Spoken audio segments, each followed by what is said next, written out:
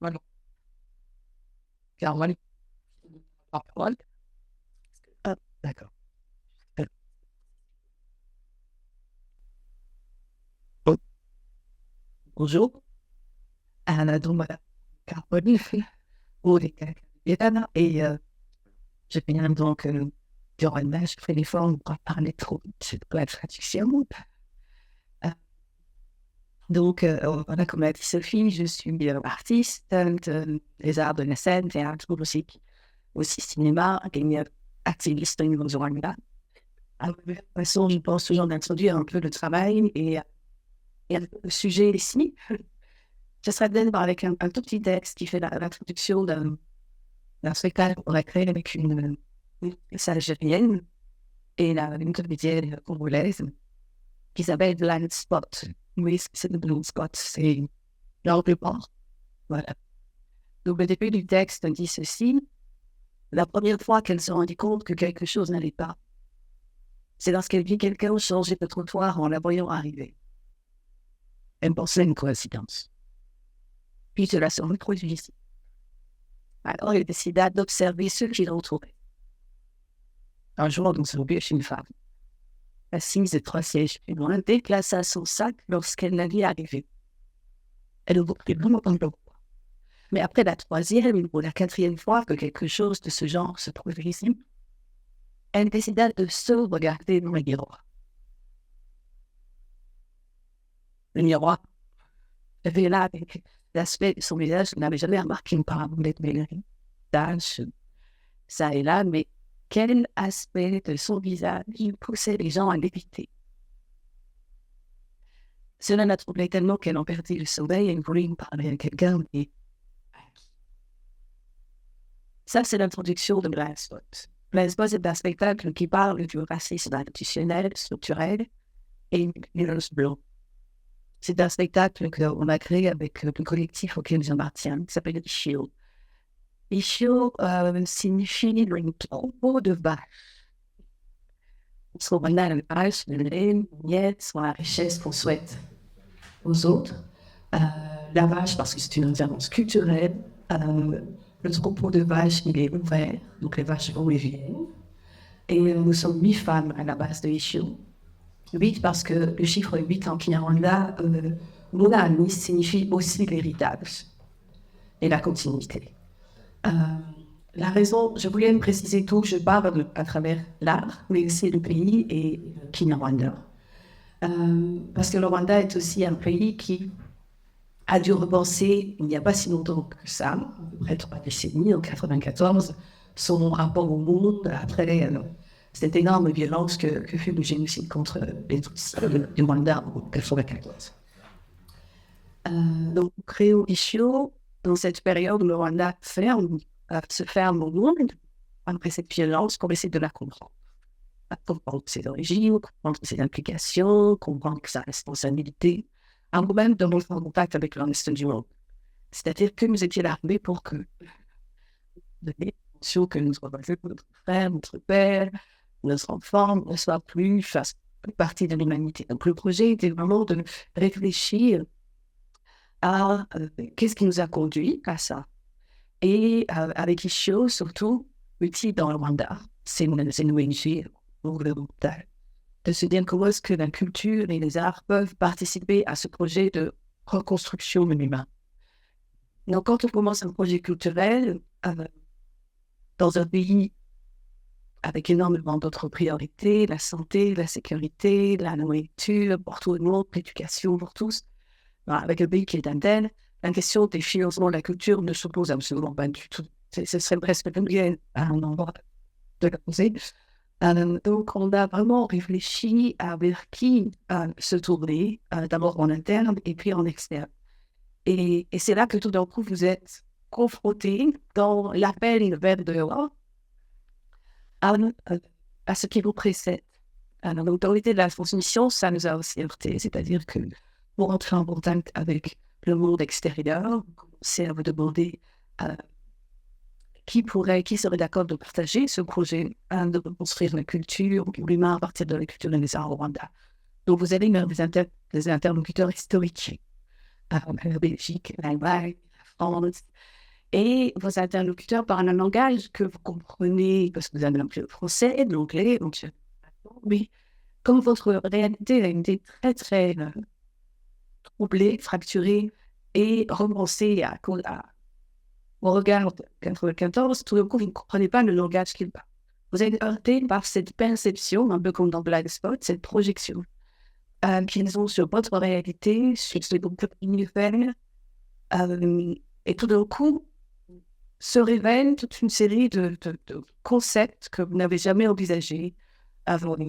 Et donc, vous commencez à analyser les paroles de la personne en face. Et donc, on commence à réfléchir à qu'est-ce qu'on entend par, qu'est-ce qu'ils entendent par pays en mode de développement, qu'est-ce qu'ils entendent par passer de sous-développé, tiers-monde à développé. Ensuite, au cours des années, ça fait 20 ans que nous opérons, on entend parler du discours de la coopération, de la relation culturelle internationale, de dialogue interculturel. Et ensuite, on passe dans les industries créatives, et ensuite de diversité culturelle, puis ensuite de inclusion sociale. Et donc, vous avez tout un vocabulaire qui chante vraiment et qui parle, qui est accompagné par des mécanismes d'accès au fond, par des processus de sélection et de validation de qu'est-ce qui est beau et appelle d'être soutenu, etc. Donc, c'est petit à petit ce vocabulaire est compris par des générations différentes, est compris par des disciplines artistiques différentes, par des pays différents, de la capitale, au pays frontalière, jusqu'à la région, et ça fragmente vers votre propre réalité. C'est-à-dire que petit à petit, ce langage de la coopération, petit à petit, rend inaudible même les conversations que vous avez entre vous, qui brouillent la conversation, que vous avez avec vos propres partenaires, les artistes avec lesquels vous travaillez, même avec vos autorités. C'est-à-dire que ce langage-là, quand on rentre dans la sphère de la coopération internationale, une divise en interne. Parce que au niveau politique, il y a une compréhension des enjeux, de ce focus, je crois, sur ça fait ce bruit-là. Le harcèle, je pense qu'il faut couper l'un ou l'autre. Oui, je dois. Là. Ah, oui. Je dois prendre celui-ci, vous préférez? Je garde celui-là. Je garde celui-là. Dit le monsieur à la barbe et la dame au bout. D'accord. Donc, c'est pour dire à quel point parfois cet échange-là, ce n'est pas simplement d'un interne vers l'extérieur, de l'intérieur vers l'extérieur, mais le retour de ce discours-là impacte aussi les réalités en interne, divise, rend compétiteurs des anciens partenaires, simplement parce que les gens se battent pour des petits financements, pour un accès à la visibilité, pour un accès à la mobilité, pour un accès à la structuration, etc. Donc ça, c'est un premier, 1, 2, 3, 4, 20 premières chiffres de avec ce qu'on appelle la coopération quand on est ouverture culturelle au Rwanda. Et on a analysé, en fait, avec les femmes de Ishio, ce que ça signifiait pour nous, parce que dans le collectif de Ishio, il y a une juge, il y a une avocate, il y a une journaliste, il y a des professeurs d'université. Et donc, on a chacun regardé à partir de nos réalités l'impact de ces discours-là dans notre champ d'activité professionnelle. La coopération et la justice au Rwanda, je ne veux même pas en parler ici, surtout la justice internationale, c'est une catastrophe. Il a fallu réimaginer des modèles de justice ancrés dans notre réalité, dans notre tradition, pour se sortir d'un imbroglio, d'une situation impossible après génocide, à cause du carcan international. Ça, ce n'est qu'un tout petit aspect. Mais c'est vrai que si on regarde l'éducation, c'est le même schéma, la santé, la culture, enfin, c'est une belle food business, et la culture aussi. Donc, ça nous a vraiment posé questions sur qu'est-ce qu'on fait, nous, les femmes de cet âge-là, quand on avait 25 ans. Si on décide de s'inscrire dans cette idée de transmission, comment on dit ces enjeux de la coopération qui nous dépassent, qui sont plus grands que nous. comment faire en sorte pour les générations suivantes d'artistes, de managers, de chercheurs, qu'il faut que ces concepts-là doivent absolument être, on le dit en rigolant, tropicalisés, pour ne pas dire décolonisés dans un premier temps et africanisés dans un deuxième. Et comment encourager et travailler avec des artistes, des chercheurs et des managers qui auraient envie de s'engager dans un véritable dialogue, en résonance, en écoute surtout, avec le contexte et les réalités du continent, avant même d'aller vers l'extérieur. C'est un travail difficile. C'est un travail difficile parce qu'il est difficile de résister à l'envie de faire des partenariats. L'Afrique a envie de faire des partenariats. Le Rwanda a besoin de faire des partenariats. A envie en collaboration, en autonomie, en interdépendance avec deux régions, l'Afrique centrale et l'Afrique de l'Est. Et il n'est en aucun cas question d'être séparé de ces régions, contrairement au discours médiatique, politique, national. Nous sommes en complète interdépendance. Et comment est-ce qu'on peut faire dans un avenir relativement proche, faire en sorte d'appuyer sur ces discours, sur ces narratifs et ces façons de définir la coopération, même entre les pays d'Afrique. Aujourd'hui, si je veux travailler avec le Maroc, je travaille avec une région MENA. Désolé, le Maroc est en Afrique. Si je peux travailler si je veux travailler avec d'autres pays nord-africains, on ne sait pas dans les concepts, dans les lignes de financement, dans les stratégies. Tout est fait pour que l'Afrique du Nord et l'Afrique au Sud et le World du Sahara se pensent différemment. Il existe des projets dans les régions, que ce soit la politique, que ce soit l'Union africaine. Nous avons des projets panafricains qui ne sont pas, qui ne datent pas d'aujourd'hui, mais c'est comme s'ils étaient aussi toujours nommés dans la traduction des possibles coopérations. Et ce sont les choses dont on parle. On parle de le Rwanda. Le Rwanda, c'est pas si on est à l'est, centre de l'Afrique, ça dépend de quelle organisation. C'est assez drôle. Nous sommes à l'équateur, c'est sûr. Et parfois, on est est, parfois on est ouest, parfois on est francophone, parfois on est Commonwealth, parfois on a pris l'habitude de cette flexibilité mentale et des géolocalisations avec lequel on peut travailler. Ce qui est surtout important aussi pour le travail qu'on fait avec Ishio, c'est de travailler à travers des projets artistiques qui révèlent, questionnent et ouvrent le champ des perspectives et des imaginaires pour réimaginer ces évolutions entre pays d'Afrique, mais aussi avec l'Europe. Comment est-ce qu'en faisant des projets avec des collaborateurs de l'Afrique du Sud, d'Égypte, du Niger, on challenge ces lignes directrices de la coopération. On challenge les espaces de linguistique qui nous sont imposés. Alors, par exemple, on a travaillé sur un projet qui s'appelle Small Citizens. On travaille avec le Rwanda, le Kenya, le Congo, le Burundi et le Rwanda. Au début de ce projet, il nous a fallu 3 jours pour se rendre compte que nous ne devions pas traduire l'anglais au congolais et le français au Kenya, mais que nous parlions tous swahili 3 jours. 3. On peut dire un peu la nation dans laquelle on se trouve. On s'est donné 3 jours avant de se rendre compte qu'en fait on parle la même. C'était hilarant. C'était hilarant. On était morts de rire en train de se dire, oh Dieu, voilà, nous en sommes.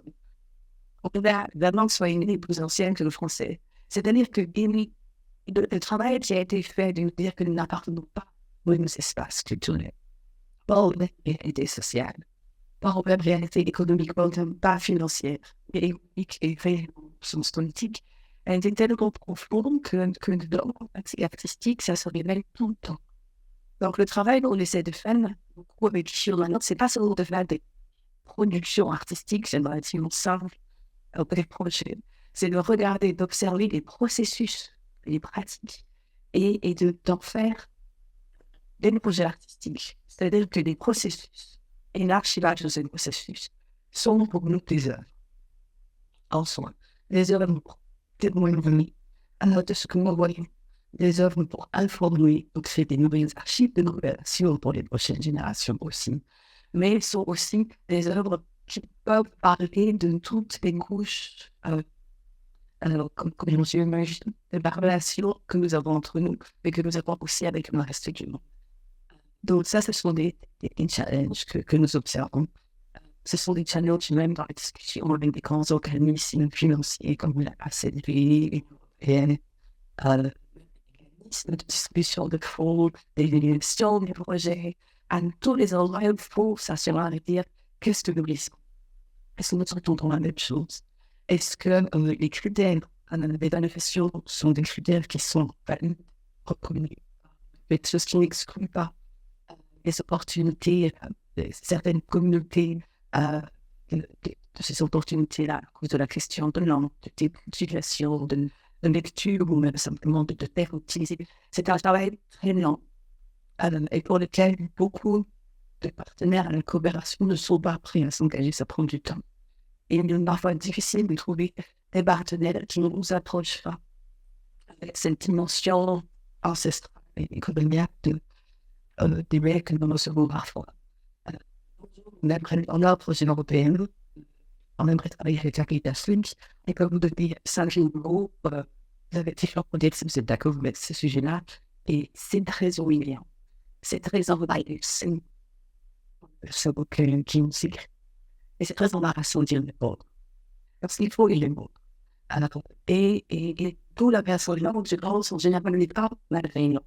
Mais la personne pas remarquer dans le système qui conforte son organisation, son pays, et le continent qui appartient dans cette réfugiée.